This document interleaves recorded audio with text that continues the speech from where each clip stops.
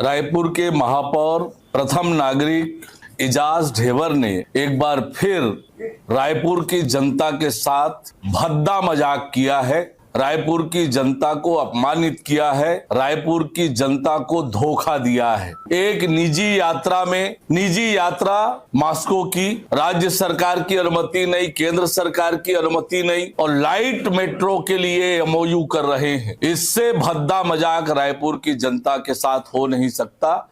इससे बड़ा धोखा रायपुर की जनता के साथ हो नहीं सकता जो यहाँ के महापौर एजाज ढेबर ने रायपुर की जनता के साथ किया है। बिना अधिकारिता के ये उन्होंने एमओयू किया है जिसका कोई आधार नहीं है। न उस एमओयू में फंडिंग कैसे होगी, टेक्निकल असिस्टेंस किसका होगा, ये कोई प्रावधान नहीं है। ये पूरी तरह से अधिकारिता विहीन है जो लागू ही नहीं हो सकता। 5 साल जिन्होंने एक सड़क नहीं बनाई रायपुर शहर में, विकास के एक काम नहीं किए, अब चुनाव नजदीक आता देखकर ये इस प्रकार का दिखावा भद्दा मजाक रायपुर की जनता के साथ उन्होंने किया है।